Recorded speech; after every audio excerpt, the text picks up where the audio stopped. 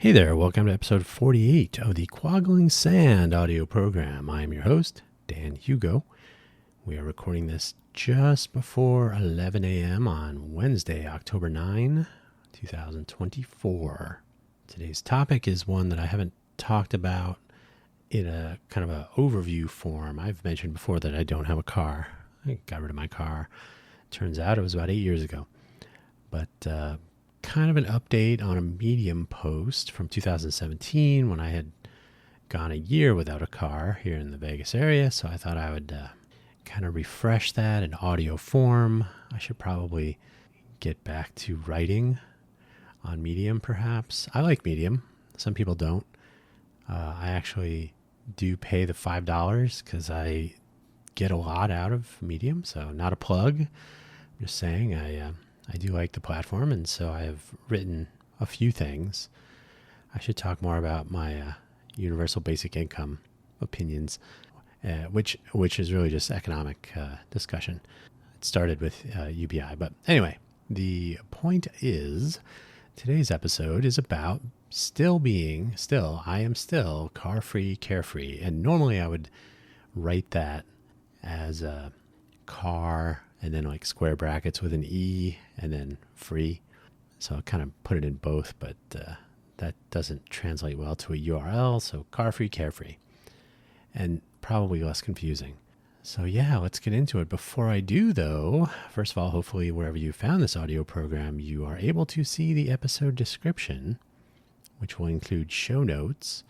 There are only 3 links, 2 of which are the shameless self-promotion that you've grown to well, you're at least familiar with them already. But if you're just joining this audio program in progress, episode 48, got a few to catch up on. I will say that quaggling sand is a term I coined when I was very young. I don't know exactly how old. I was not keeping sufficient notes of the timeline. Someday I'll talk about Birth of a Word, which is my favorite TED Talk. But quaggling sand is what you would probably call pins and needles. So say I was like 4 or 5 years old, 3, 4, 5, somewhere in there. Quaggling sand. Nowadays, it's an audio channel, a program about recalling some stories and sharing them and see if anything comes of it. I don't know if I would intend to have a guest or guests to discuss their stories. I could, why not? Mostly those is if of the 4 programs I produce each week, this is the most sort of vanity style. So it's just random talking, but who knows? Who knows what will come over time with this very program. In the meantime, let's get to those show notes. I'm going to read the summary. I'll go over the 3 links and then we'll dive right in. We'll get in the car and drive. So the show notes summary, I have been car-free for about 8 years now. And to be honest, I hadn't actually thought about it until today, like just how long it was. So sold the car in 2016. I think it was February. You can review the Medium article. Probably mentions it in there. No, I did not reread it. So this is like a retrospective this many years on without like a actual updates. But anyway, about 8 years ago now, and at this point, I cannot imagine purchasing a vehicle simply to have a vehicle. Awful rideshare business models, they are awful. Rentals, public transit, bicycles and bike share, if you can get it wherever you are. We have it here some places. And walking, my favorite, are all there for me. And for you too, whatever degree, wherever you are. So here's my occasional update on why I remain free of car. Yeah. Today's links, the first 2, shameless self-promotion, of course, buymeacoffee.com/DanHugo, Ko-fi.com, ko-fi.com/DanHugo. I use these. You don't have to spend any money, by the way. You do not need to buy me a coffee or do anything. But I do use those as sort of standard. Everybody uses them, so it's a familiar site. Both SIGHT and SITE in both cases. So buttons and whatever. I think I have a button or 2 floating around, but mostly just the links. And it's basically open source projects use this, and content creators in general. It's just a way to engage broadly with a tool that I do not need to actually maintain. It's not something I actually have to write code for or host or anything like that. So Buy Me a Coffee has a profile page. I use it as sort of a flexible link tree, so you can find all my other audio programs, my GitHub projects and repos, and my favorite coffees even. So any funds that do arrive through there, and it's not a big deal. So don't feel obligated in any way. But a few people have dropped a couple bucks in there, and those funds go towards coffee or coffee accessories, because my projects, at least there, are funded by coffee. Now, if you want to hire me for something, get that right out of your mind. Now we're talking real money. But for audio programs, I thus far have no advertisers, and I just do this for fun, and I call it receipts, especially the Impresario's audio program about our entrepreneurial innovation ecosystem here in the greater Vegas area. But anyway, the third link for today's episode is the Medium post that I referred to from 2017, living in Vegas sans vehicle a year later. So a year after I had sold my car. I sold it at what's that place? Carfax or something? Kind of a we'll buy your used car factory, but it was just the easiest way. I did have an Scion XB. There's a photo of it in the Medium article. So it was the square body. It was a fun car. It was I wasn't exactly sorry to see it go, but it was fun while it lasted. It was a fine vehicle, Toyota engineering with the Scion logo. So yeah, let's get into it. Cars. First of all, as is the case with most teenagers, I was very happy to have a car, to be able to get around, to avoid having to deal with a bus to get to school and to get around in general, get to work. Working in the mall at McDonald's initially, I am not strictly anti-car, although I think a lot of people who have cars don't necessarily need them, myself included. Something my PE, that's physical education teacher, Brian Matheny, told the class early during our freshman or first year of high school about coming out for his sports. He was a swimming and wrestling coach, in addition to being the PE teacher, the main PE teacher, I suppose.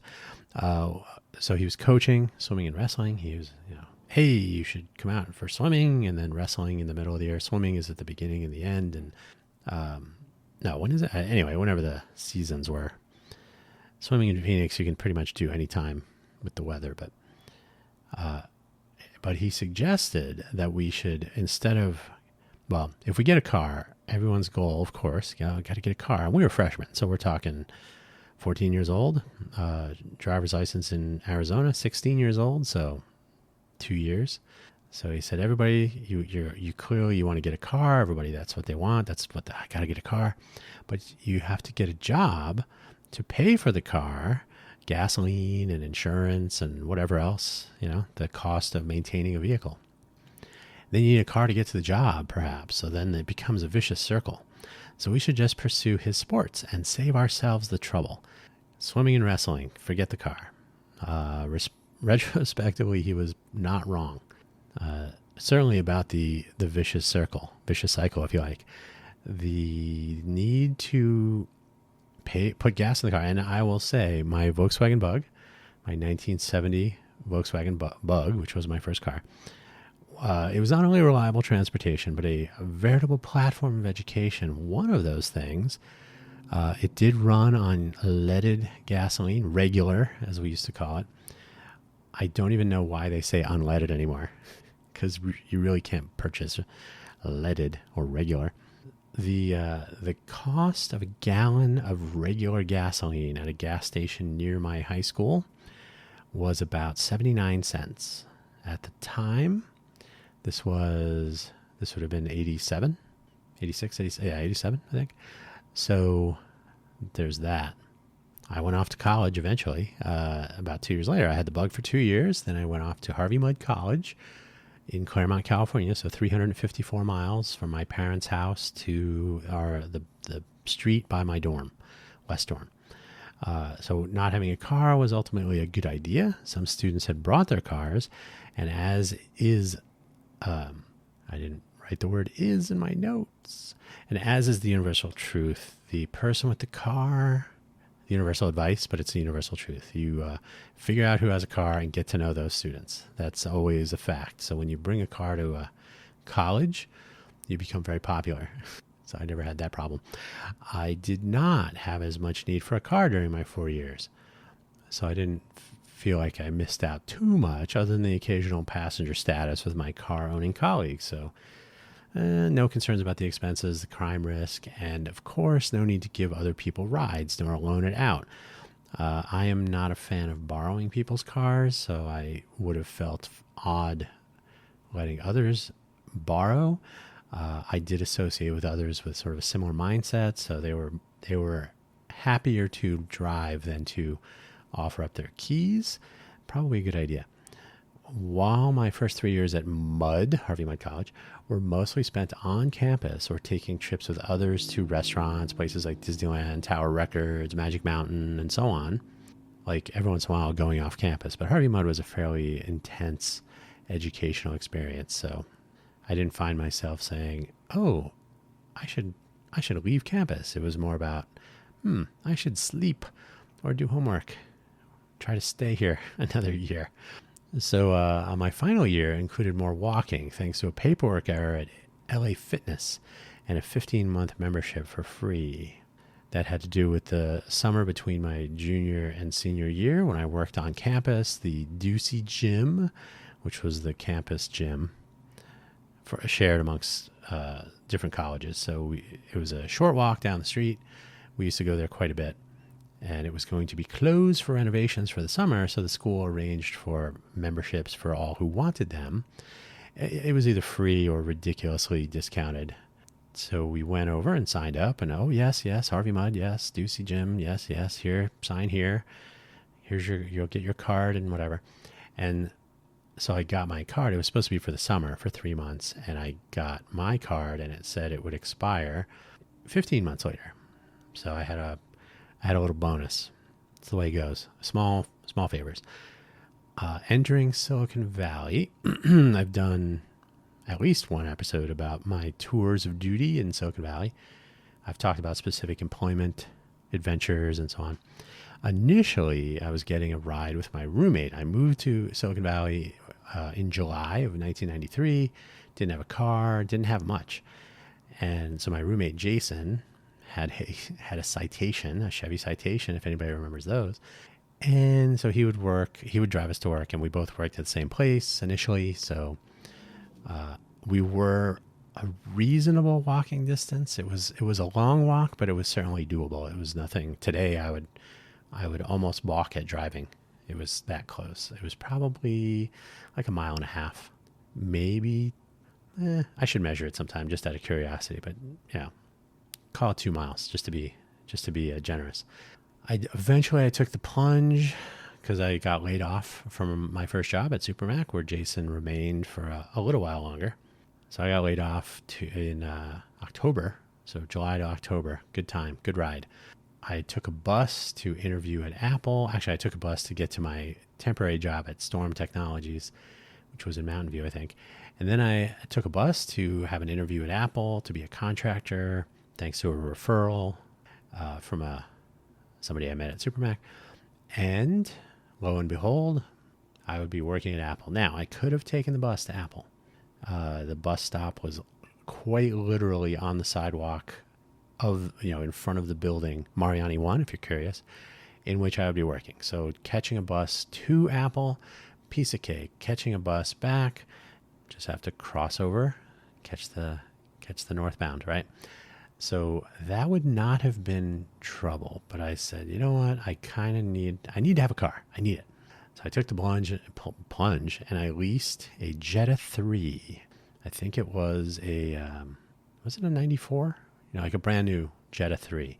A very odd looking vehicle, if I may say. The wheel, I think they were 14-inch wheels, like too small.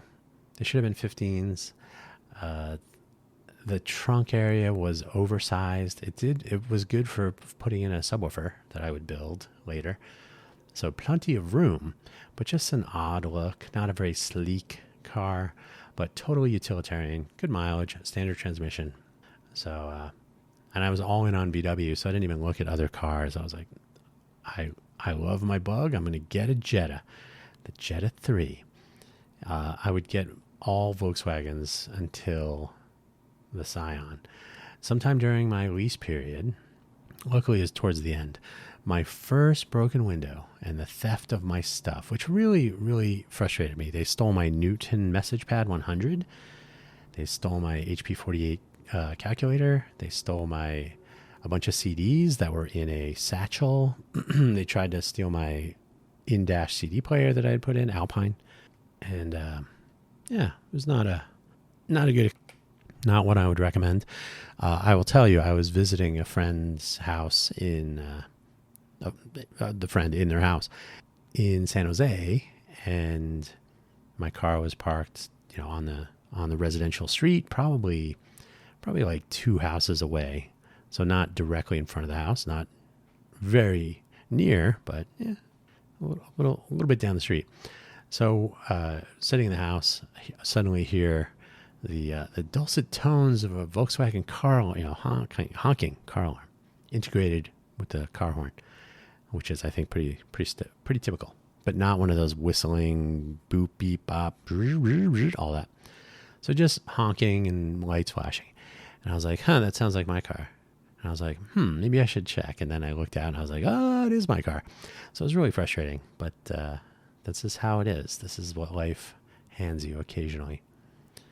So yeah, that was, and that led me, I was right at the end of the lease, and I was like, I was almost ill over the way this transpired. Like, if I had parked closer to the house, because I shouldn't even have been, I could have been at home, all this lamenting. So I went to the dealer to see about, how much would it cost to replace I think it was the back right window. And then I said, they were like, hey, you're almost done with your lease. Do you want to just roll it over? And, you don't have to pay for the damage. We'll cover that and just roll it over into a new lease. And probably not financially ideal, but it wasn't awful. Like the net change in my monthly payment, it was another lease. It was not bad. It was fine. And I ended up getting a GTI VR6, which was probably the most fun vehicle I've had. A 6-cylinder, 2-door Rabbit, essentially. That thing could move. It was reasonably spacious inside with 4 seats. It was a 2-door car, so it was a little sporty. Hatchback, so it had room. It was a pretty good car. So that was fine. Now I did used to engage in road trips a lot. Road tripping. In my first 2 or 3 years after graduating, so 93, 94, 95, certainly with the Jetta 3, and then later with the GTI. Road trips to Claremont were frequent, to visit my former schoolmates, to stop by Sonoma Long, our favorite Thai restaurant, for some late night Thai food. And then I would always stop by there on the way back to driving up, so that I would have some Thai iced tea or Thai coffee or both. They would always give me a big giant, like a soup container full of Thai iced coffee to make sure you drive safe. So that was nice. And just hang on to those last bits of my college years. Once the freshmen or first year students that were there when I was graduating had graduated themselves, it was like, well, I don't know anybody here anymore, so no biggie. No biggie, if that made it. Road trips in general were a bit of a diversion, and certainly the Bay Area has plenty going on for day trips. So I could go to the North Bay, to the East Bay. Spent a lot of time there over the years that I lived in Silicon Valley. Not a ton of time. I never actually worked in the East Bay, but once I was living in San Francisco, especially, it was easy to catch the BART. That's not really a road trip, but when I had a car, getting up to the East Bay, to Berkeley, to not Oakland so much, more Berkeley, and certainly San Francisco. So road trip from Sunnyvale to San Francisco with traffic was always fun. What is it? Mission? No, not Mission Bay. What is it called? Monterey Bay. and Gilroy, Hollister. So there's plenty to do even in the around the Bay Area. Not to mention trips to LA, the occasional trip back to Phoenix. So yeah, road trips were fun. It was always nice to just get out, especially because in Silicon Valley you would tend to be at work a lot.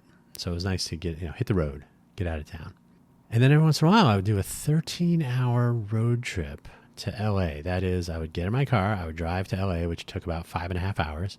I would conduct whatever business, whether it was getting donuts at the Donut Man, true story, or going to Thai Town to pick up some ingredients at a Thai grocery store, or to go to the Bang Kanom Thai, which is a pretty authentic and highly regarded Thai dessert shop, like a Thai bakery, but not quite a bakery.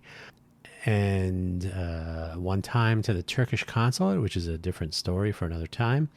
And generally, if I got to head to LA, I'll just shoot down there, conduct the business, and then shoot back. So occasionally, like for example, going to the Turkish consulate, they're going to be open at 9 a.m. We should try to get there right when they open, so we'll avoid the rush. And so I think we left at about probably 3 a.m., 2:30, 3 a.m. Get there just as the place is opening, conduct the business. It's done in like 20 minutes. I guess getting there early was a good thing. Do this and that for another half hour, and then get back on the road, go back home. So, 13-hour, 14-hour road trip, round trip to LA. So that was kind of fun. I mean, it was always fun to do something spontaneous, which is what having a car enables. And despite my tendency to go on these trips now and then, my leased vehicles, and this was not just with the Jetta 3, but it was with also the GTI, and also even when I lived there again the second time, my second tour, when I had my Scion XB, which we'll get to, as pictured in the photo. I would take these road trips now and then. Even when with the other lease vehicles, I would never go over 12,000 miles per year, which is just an indication that I really didn't need a car. I didn't need a car to get around Silicon Valley. Again, I could have taken a bus, probably could have done better to have a bicycle or just walking. I would learn my lesson when I worked in San Francisco at Salon, which I've told the story, I think it was last week, the previous episode of Quaggling Sand, wherein I would take the Caltrain to and from San Francisco, and I just had no need for a car. And I had my diesel Jetta, which I'll mention shortly. And eventually I just, my sister, it was also a lease, but she bought out the lease and kept the car for a while. So diesel Jettas are amazing, which I will get to in a moment. As it happens, it is my favorite car. My first Bug is a special car, of course, first vehicle. And I really, really enjoyed the GTI VR6. It was a tiny two-row take on the VW Rabbit. It's possible there was another vehicle. I cannot remember my Volkswagen Lore at this point, but it was essentially the Rabbit frame, which eventually became the Jetta frame, or the A4 frame, because Audi and VW were the same company. So it was a Audi A4, Jetta, GTI, all had essentially the same frame. So the Jetta, the GTI VR6 had a 6-cylinder engine though, and the thing would move. I mean, it could take off. It would almost fly. It would almost take off from the ground and enter the air. Very nearly a flying car. But my real favorite, though, which I got after a hit-and-run accident in Phoenix, I had my my more adult-looking Jetta. I can't remember what year it was. The VR6. I ran. The lease was up. I was turning it in, and they're like, "Hey, you want another Jetta?" And I was like, "Yeah, I've enjoyed having these vehicles." So I got a normal black 4-cylinder Jetta sedan, kind of adult. And I had that car, and then got hit very nicely in a hit-and-run accident in Phoenix. No irrecoverable injuries, just your normal car, like no blood. But it was fun. We did catch the hit-and-run person. Quick story. I should tell this in more detail at some point, but we were struck passing through an intersection by someone who just decided to turn left into me, pushed me into the like far right corner as I was crossing illegally in the intersection straight. So we end up in the, it's pointing at the corner of the street. The entire intersection is stopped, watching this all unfold. The car that hit me spun around, so did like a 270. So that car, it turned out to be a she, is a very old woman who was suffering from dementia. As we would later learn, wasn't even sure she was driving.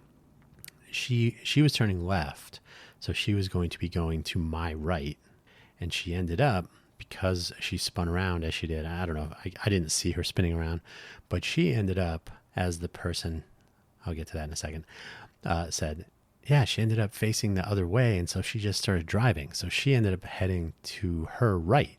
So I think because of the way she would have hit me, she would have turned counterclockwise. So she would have been spinning sort of to the left as she was originally going to turn, and then all the way around. So she was facing now to her right. Does that make sense? It doesn't really matter. So she started taking off down the street. I pushed my door open, creaking, body damage, totaled, but safely. So good for us. The car, what do you call it? The airbags didn't even go off. So it wasn't even really a high impact, but it definitely deflected the vehicle in motion. So somebody says, "Get in, we'll follow her." And so I get in this guy's pickup truck. I will tell the whole story, but my car had a star, my windshield had a star in it, had been hit by a pebble or something. So the impact of this caused the entire car not only to careen off into the corner there, no airbags, did substantial body damage to the driver's side wheel well, front wheel well, and door. So it was hard for me to open the door. And the window kind of shattered, like it had a big giant, snowflake? I don't know, big crash marks.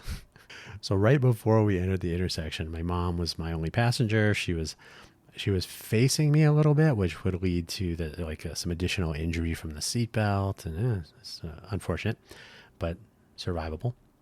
Right before we went through the intersection, she goes, you can have that fixed. And she pointed at the star. So we're talking a little star, probably the size of a quarter, a U.S. coin, 25 cents. And I was like, yeah, no, whatever. I don't even know how that happened. So we come to rest. We come to rest in the corner, damaged and so on. And the windshield is not quite shattered, but definitely now, yeah. And my mom doesn't say anything other than, "Now you don't have to have that fixed." And then I said, "Are you okay?" Yeah. And then I pushed the door open to see what was going on so I can get out. And this guy says, "Get in." And I was like, "Okay, I'm going to go. You stay here." Yep. So I get in his car. We follow she made it about 2 blocks, dripping all the fluids from the car, and the airbags had gone off. She didn't even know what happened. Yeah, this is another episode. I'll tell the whole story. So anyway, that car was totaled. What car should I get? And a 2002 Volkswagen Jetta TDI. The Volkswagen diesel engine, which I did a little bit of reading about. And then I was like, wow, this looks pretty cool, actually. It was the 90 horsepower version. So the good one. They eventually would bump it up to 156 horsepower, I think it was. And then who knows what came after that. Surely my TDI had been somehow fraudulently reporting emissions data. But, Volkswagen, you crazy kids. But the 90 horsepower diesel engine got ridiculous mileage, and it could drive forever. And diesel fuel was very cheap. Part of my, when I do talk about the car accident, maybe I'll talk about the accident and then the transition to diesel and then the great fuel shortage that came about. Anyway, so speaking of road trips, this was an amazing vehicle for that. This is probably why it's my favorite. It was super comfortable, cruise control, the blue interior, like instrument lighting. So it was very soft light, had a very nice audio system. I would record like 10 hours of podcasts or music or whatever, but I could have a whole CD, an MP3. It would play MP3 discs. So, hey kids, that used to be a thing. So I'd record a ton of audio onto an MP3 CD, and I could play all of Leo Laporte, Tech, whatever it was, and what was it called? This Week in Tech, or whatever, right? So I'd be all set, and I could sit in that car, and I could probably drive 500 plus miles without stopping. Great mileage. The fun part was that I had to make sure that there were truck stops, because most normal gas stations, not all, some had diesel, but a lot of gas stations did not. So I had to actually check along the route. Over time, I would figure out like what my real range was, and you don't want to get too close to that because what a pain running out of diesel. Hey, do you need some gas? I actually need some diesel. Huh? You're driving a car, buddy. So when I would pull into a diesel truck stop, are there any others? I'd pull into a truck stop, and the person would say, like, hey, I need, this is how far back that was. Hey, I need like $25 on pump. And they're like, that's diesel, right? Yeah. They're like, you're sure? Yeah. Okay. And then fun fact, truck stop diesel pumps are made to fill a 100-gallon diesel fuel tank. So the flow rate is substantially higher than a normal car. Anyway, so it was fun. It was a fun car. It was definitely a very comfortable car. It was a great car for road trips with the range and the comfort level, cruise control and all that. The audio system was fine. And I wish that car were still available. That would put me on the, that was a fun car. And certainly if you have a diesel vehicle with that, when they increase the horsepower, surely for some sort of marketing, because there was no impact. The 90 horsepower versus the torque, which was substantial. Any of you out there who drive a standard transmission will know that getting into first gear can be a challenge for newcomers to the joys of a standard transmission. They're rare nowadays, but because of the torque of the TDI engine, you could let the clutch out without even touching the gas pedal, and it would pull itself up a driveway. No need to fret. And it kind of messed me up, because the next time I test drove a standard transmission vehicle, I couldn't get into first. I had developed a horrible habit of my car is unstallable. But yeah, I would get the TDI. If I could somehow get that car without the cheating on the part of VW, and yeah, I would really have to think about that, because that was that fun. And then, road trips, you could very easily drive from like Vegas to San Francisco, probably not stop. I can't remember if I had to stop. I did on a major, probably my longest road trip of Production by Street. My longest road trip ever was, I drove from, where did I go? I went from Phoenix to Vegas, I think, then over to Los Angeles, then up to San Francisco, then down to Los Angeles, back to Vegas, then down to Phoenix again, back home. I think it was it was over 2,000, it was 2,000 miles. Let's call it 2,000. And I think I stopped for fuel 3 times or something crazy like that. I didn't really keep notes, but the take home is that a great, fun vehicle. Now, it's obviously not a comfortable vehicle if you're going to be stopping overnights. And so these were hours of legs of a road trip. So if I was going to drive across the country or something, then the Jetta TDI would be great for getting between hotel stops or motels or whatever. But it was a good time. Favorite car. Even the Scion XB was not my favorite car. It was the first car I actually purchased, and the final car that I would ever call my own. And it is, again, as pictured in the photo in my Medium article. I purchased it myself out in the real world, despite it being quite Spartan. The XB it was really meant for like teenagers. It was no cruise control, no side curtain, airbags or anything. It was very minimal, and a standard transmission, of course. Very Spartan, and amenities almost none. But it was a fine and extremely useful vehicle. Definitely for getting around town, and for because of the cargo space, you could fold the seat down and fit a whole other Scion in there almost. The height of the vehicle itself, and the door to seat setup. So when you'd open the door, you could basically plus or minus height considerations, but you could essentially just, sit in the car. You wouldn't have to crouch down or climb up into. So if you're, say you're dating someone at the time with a mother who is a little bit older, she could very easily get into the vehicle. It was a 4-door vehicle. So very easy to transport mom around, and same with my mom too. So it was a good and comfortable vehicle to get in and out of. It had a fairly minimalist audio system. It had very minimal everything, actually. It was comfortable to get in and out of. It worked. It also got good mileage. Being a Toyota product, it was very, intensely reliable. And it had a TARDIS-like interior. And if you're a Doctor Who fan, you know what that is. So I could fit, like I said, another Scion. You could fit I think they said it was the same interior volume as a Ford Explorer. No, not an Explorer. Ford Bronco. No, but it was huge inside. Definitely convenient for when I had my house fire, so I could move some of my stuff, and yeah, good times. So the Scion XB would be the finale. Soon after relocating to Vegas, I began working for Intel Corporation. So that's 2 odd decisions that I could reflect on in a few years. I'll probably have a lot more to say to see how things pan out. And my job did involve a substantial amount of travel. We're talking, I would estimate something like 80%. There would be times when I was gone for 5 weeks or 3 weeks, or I was gone most weekends. I would be in town for Tuesday, Wednesday, Thursday, maybe only Tuesday, Wednesday, etc. So I was always elsewhere. Once I had some momentum in the job, I was basically only in Vegas midweek. So for the bulk of my time with Intel, I called myself a part-time resident of Vegas. I would drive to the grocery store, the post office, do some, this or that.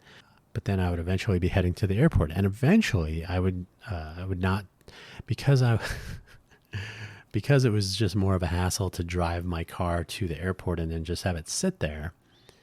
And then that's just another okay, I got to expense like $25. Well, I might as well just get a Lyft, because Lyft was catching on at this time. So, I'll just get a Lyft or an Uber, and they'll take me to the airport, and then I don't have to deal with it and just expense it anyway. So I didn't have to have my car at the airport doing nothing.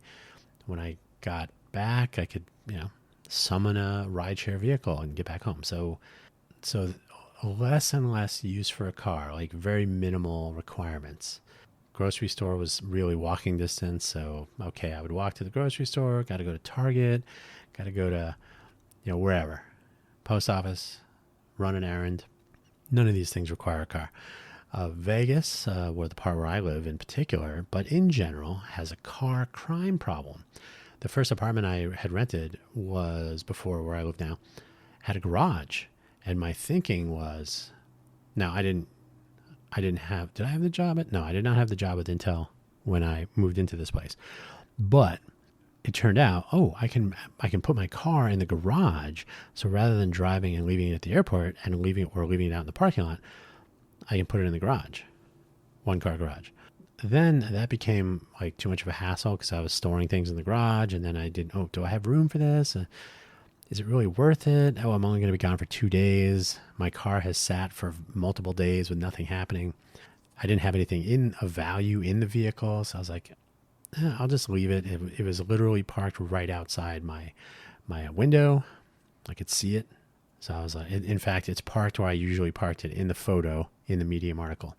By the way, I'm kind of thinking like having some sort of visual or other, what do you call it? Like support media for some of my programming might be interesting.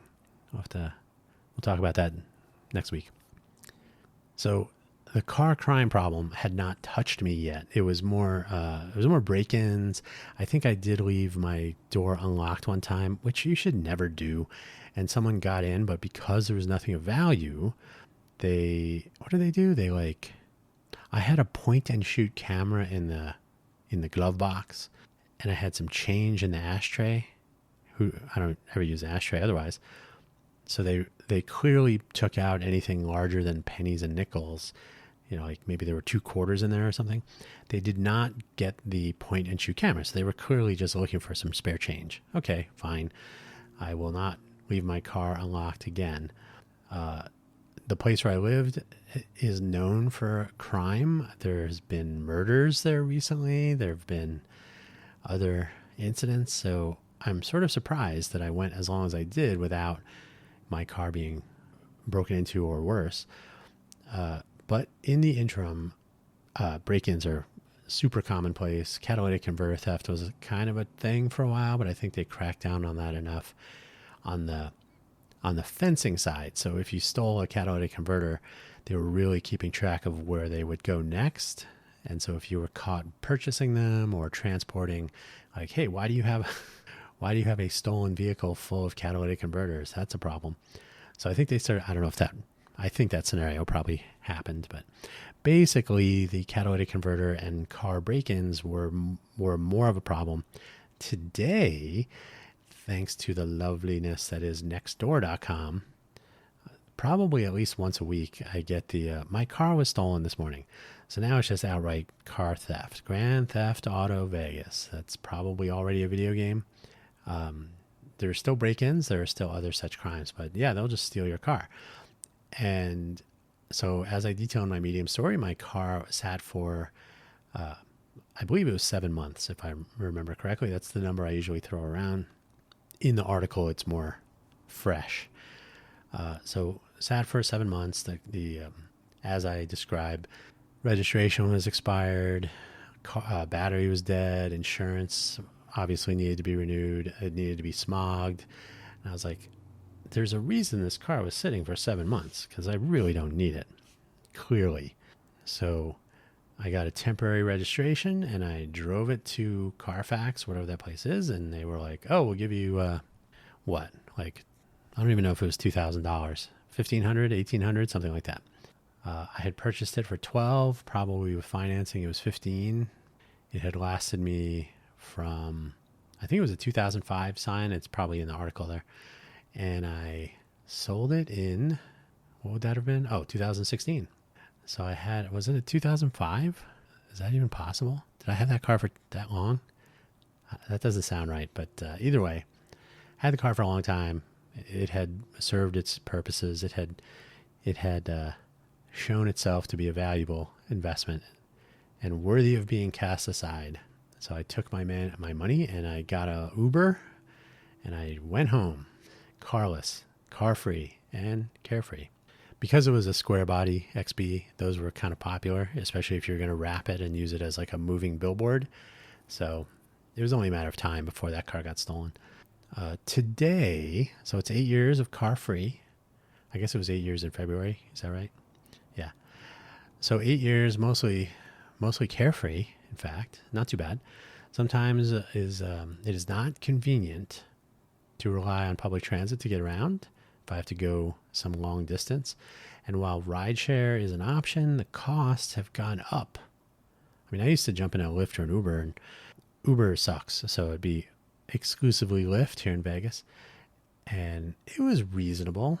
I think it was probably like $8, $10 to get from downtown to home. You know, if it's off hours or especially getting from the airport, which was more money, of course, it's about 25 miles. But, you know, you've got your luggage and you're tired. So, okay, I can, and if I was expensing it, great. But otherwise, rideshare today, anytime I look, just out of curiosity, a bus pass for 24 hours in Vegas for residents.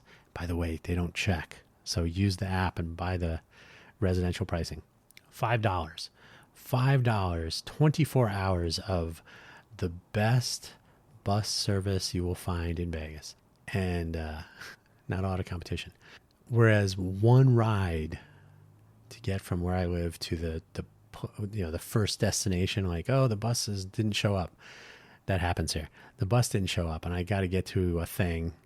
So if I take a Lyft vehicle, it has been as much as 25 times. Okay, well, let me be honest here. $2 each way if you want to take a one stop, no transfer. So in that case, it was like, okay, I can take the CX bus to get downtown for $2, or I can. So that's $1. I'm sorry, it was $2. It's $2 to get down there, or it was like what, rush hour boost pricing, whatever it was, the worst. And they wanted like almost $50 because of the time of day. It was, early morning, rush hour, 9 a.m. So the estimated price was going to be like $50. I mean, that's insane. That is not the usual, but it is, the multiplier is usually, 10, 15 maybe. I think I've done a lift once or twice where I bit the bullet and I'm like, all right, well, I got to get somewhere. So, but I don't want to do that. I have a moral objection to paying Lyft so much money for the way they treat their drivers and their business model, and same with Uber. Uber's worse. So I make use of our local public transit services whenever I can. And while there is a substantial room for improvement, especially now that the CEO of Regional Transportation Commission of Southern Nevada, MJ, is also the president of the American Transit Association. I think that's what it's called. She just announced that somewhere that I've been elected to the role of the president of this National Association of Public Transit Wieners. Surely the high profile will help make improvements happen here in Vegas. No, I'm kidding. I hold out little hope that they will make things better in the near term without the help of a local civic volunteer organization that has, coincidentally, their first initiative called Open Transit. So we'll see what we can do. I walk a lot. If it's far away, I jump on the bus. I have a bicycle, which I haven't even used in a long time, because I mostly walk or take the bus. And by the way, bicycle theft here, also a problem. So I'm like, I can walk. If I take the bicycle, it will probably end up with me walking home anyway. But drivers here are insane. So staying on the sidewalk offers a little bit of protection, and I cannot stand when people ride their bicycles on the sidewalk. But I'm almost hit often enough by people in cars and bicycles to just want to avoid the whole thing. So if I can stay on the landscaping side of the sidewalk instead of the street side, as far away as possible, hopefully that's a better deal. So yeah, walking or catching the bus. The bus only offers a certain amount of protection and safety, unless, if there have been stabbings and murders and other such crimes. And I think now they're putting more security personnel riding on the bus, not only for checking payments, but I don't know. I don't know if they would actually block someone with a knife or worse. So yeah, we'll see. And occasionally a bus will drive into a building or hit other people. I think there was a case of someone becoming incapacitated, medical condition, I want to say. So yeah, it's a little bit of an adventure. It's not quite like catching a bus in Manhattan or the Bronx, but it's Vegas. Vegas is going to Vegas. So I walk a lot, and that's okay. So far, no incident. If you would like to knock on wood for me, I would appreciate it.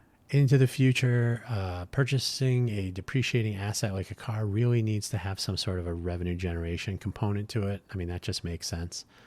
Driving to work, driving for work, if you're a delivery driver, if you are moving items, if you drive to customer sites, to client sites, if you drive to project sites, physical sites, not websites. So if you're going out to a construction site, or if you're going to a client office or something, so you're moving around for work, or if you just have to drive your personal miles to get to your workplace, okay, that's part of the cost of doing business, right? Hopefully the math works out. Taking a bus to work is probably a better idea, but taking a bus to client sites, and it's less flexible, and it could be a problem. So you can get away with getting a car. I give you my permission.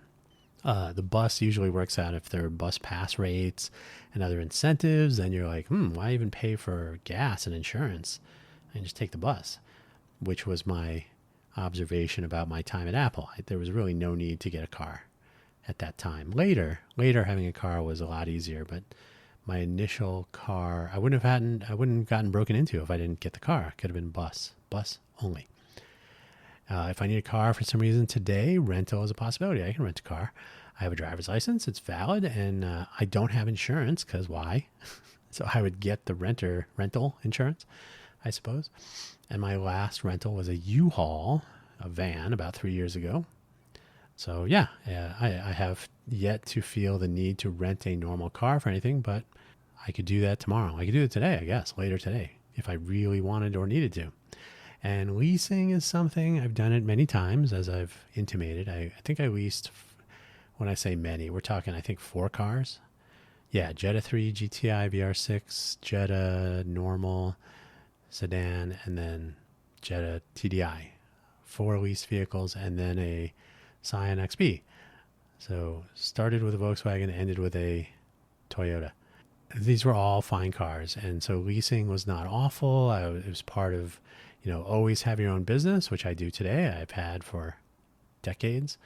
It's sensible if it brings in revenue to have the vehicle, and it can be written off. Of course, lease a vehicle and write off as much as possible.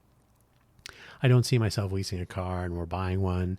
Maybe some sort of a Class C camper or a Class A motorhome would be fun, if I want to go exploring. But there again, buying seems problematic unless I actually live in it full time. Otherwise, it's just another thing to deal with. As Brian Matheny would say, you now have to get a job to pay for the car or the motorhome to justify having the motorhome to get to the job. And it's a circle. It's a different circle, but it's just as sort of silly, unless the fun of van life in whatever form is worthwhile. I don't know about that. I do miss a road trip now and then. Those are fun, and having your own car means, let's just go somewhere. But when you really think about it, I could still do that. It would just cost more money, except that renting a car net, you pay substantially less money per year. So you might pay a lot for the weekend, but then you're not paying for it the other 360 plus days of the year. So if you rent a car, it's so expensive. Amortize over the year, not as much.